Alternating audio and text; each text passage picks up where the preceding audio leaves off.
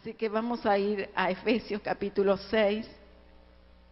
Vamos a comenzar, vamos a ver si el agua se abre allí, como los sacerdotes, ¿verdad? Que ponían el pie y las aguas se abrían.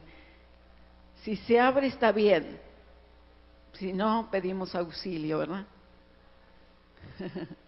Efesios 6, 18.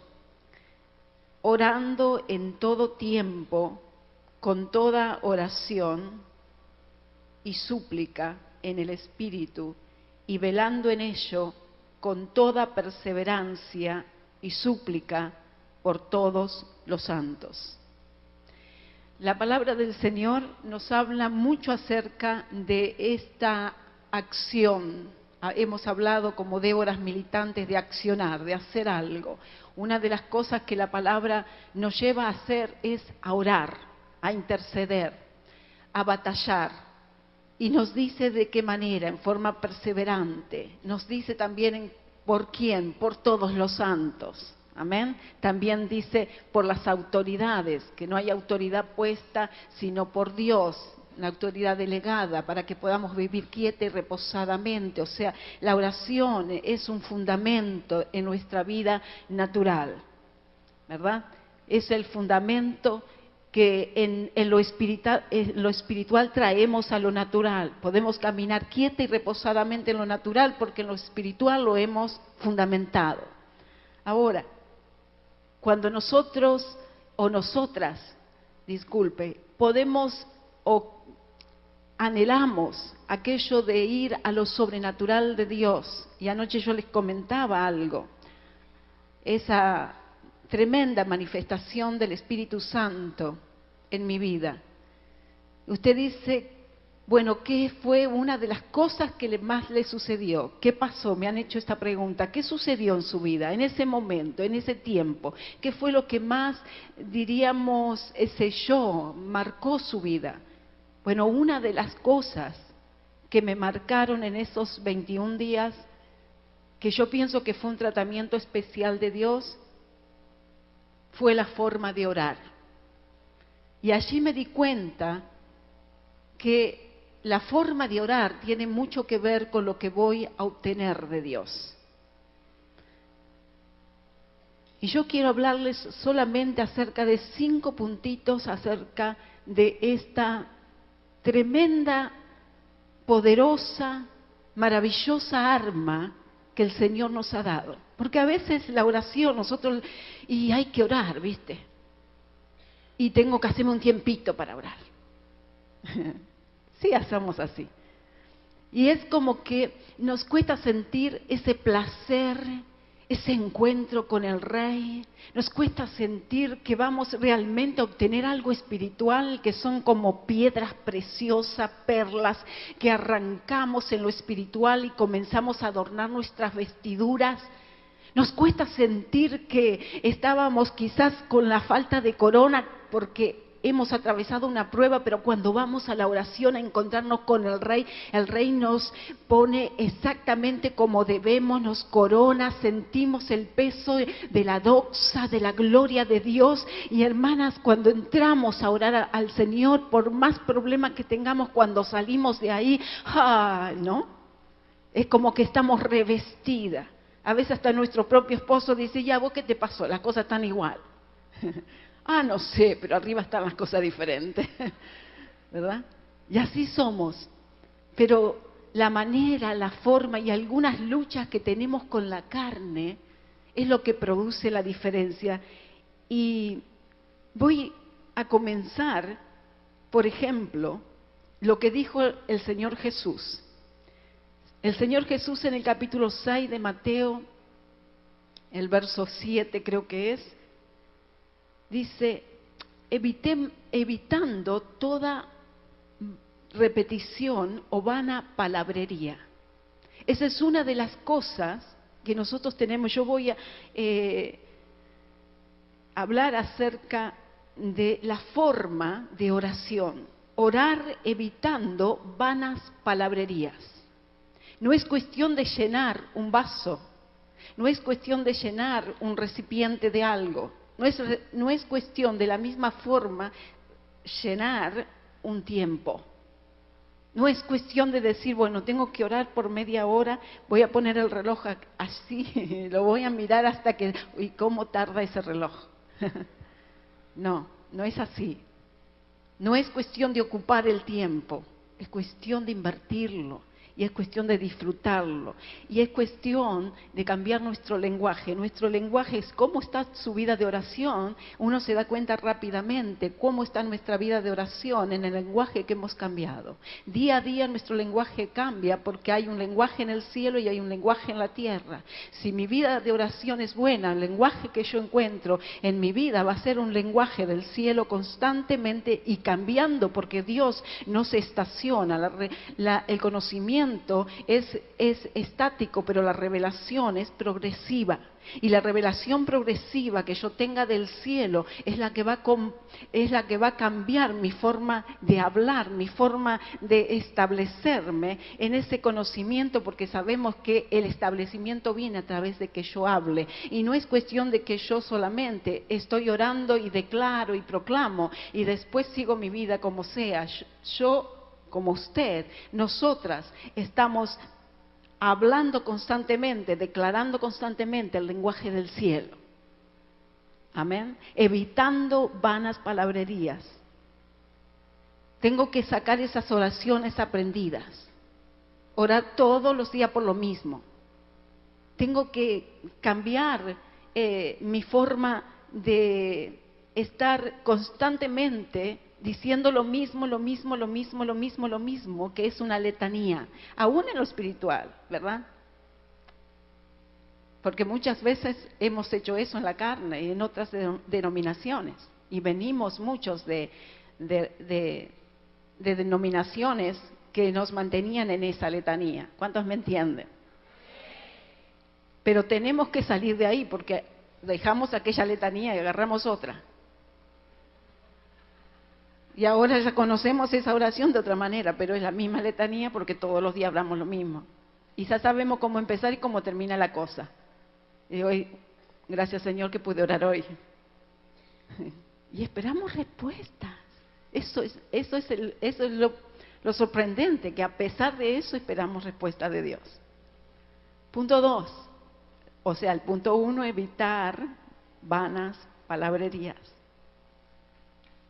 Punto 2, orar tomando tiempo para oír. Aquí es cuando nos vencemos a nosotras mismas. Una de las cosas en las que yo más invierto mi tiempo es oír a Dios. Lo primero que hago es callar la voz del enemigo, lo primero. Lo segundo es hacer la batalla para que mi propia voz se someta a oír la voz de Dios. A veces es más fácil lidiar con el enemigo porque ya estamos en un ambiente santo, ya medianamente tenemos música cristiana, nuestro hogar es un hogar consagrado, así que no hay demasiada molestia por parte del enemigo allí si es que toda la casa está limpia. Ahora, si usted vive con inconversos, es posible que los espíritus anden moviéndose de un lado para otro, pero de todas maneras usted hace una oración y ya está, y aplica la sangre de Cristo y ya está. El problema es callarnos a nosotras. Porque nosotros le queremos decir a Dios cómo va a tener que responder esa oración. Y le podemos sugerir, así como decía la hermana recién, ¿verdad? Le podríamos sugerir a Dios que si el hijo de la promesa no llega rápido, podríamos saber cómo arreglamos la situación con la sierva. Entonces comenzamos a orar, pero con una voz tan fuerte adentro nuestro que es casi hasta imposible oír a Dios. Porque yo he descubierto que cuando Dios me habla, a mí no me gusta en oración. Porque mata mi carne. Gálatas capítulo 5 dice que el espíritu, la carne es contra el espíritu, hay una guerra. Cuando yo entro en oración, alguien la llama ese lugar, ese tiempo de oración, una molienda. Donde tiene que salir el aceite, donde tiene que salir la unción. Eso no me gusta.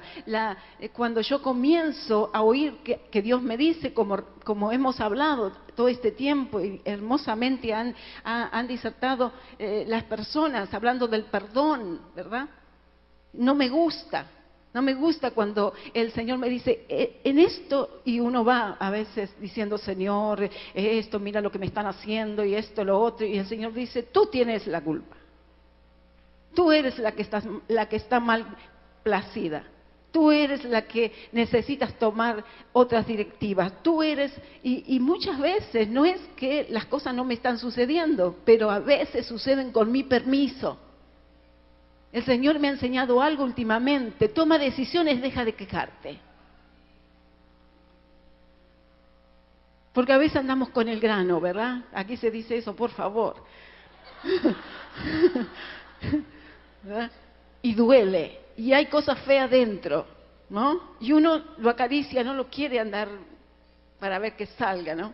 Y el Señor dice, aprieta fuerte, saca hasta la raíz. Listo, toma decisiones. Toma decisiones, deja de juguetear con las cosas que te desenfocan de Dios. Si algo está mal, toma decisiones y hazlo que se ponga en su lugar.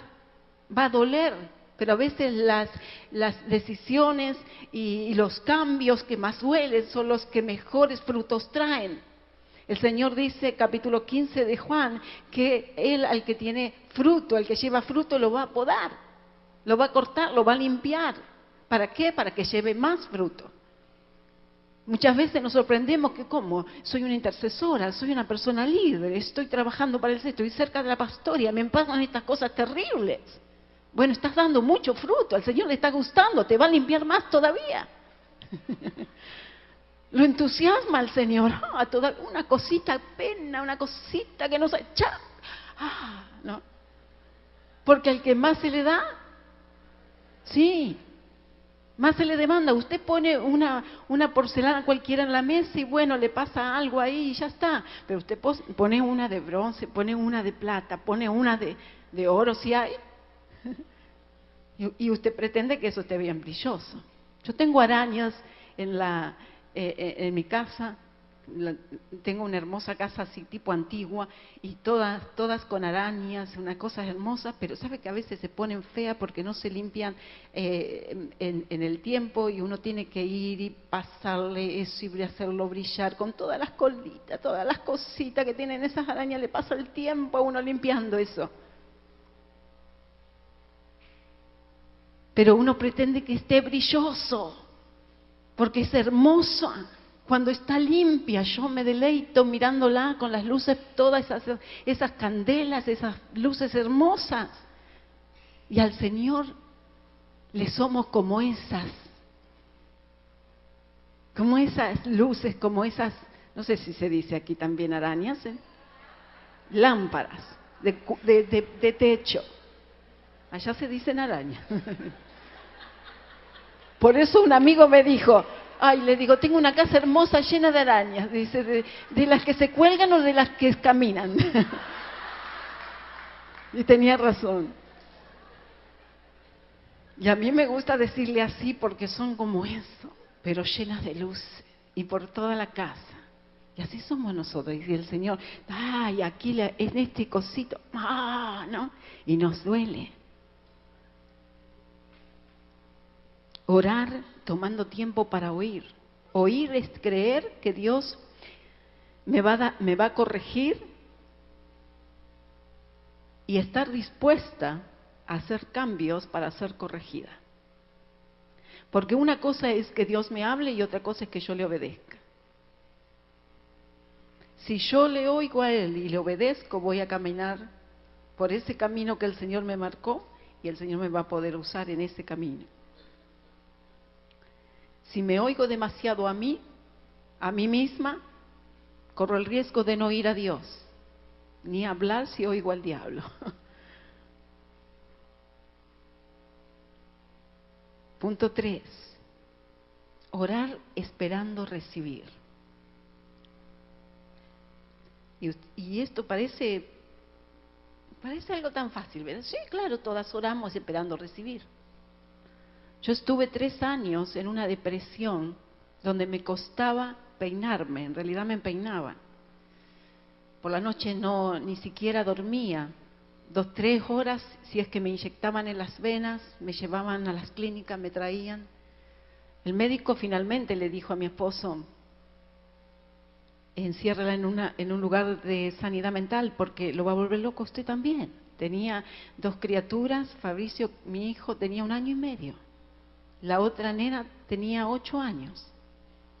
Y yo había perdido totalmente el deseo de vivir. El testimonio es muy largo, pero pasaron muchas cosas, pero lo que más pasaba era que Dios no estaba en mí. Yo no conocía al Señor.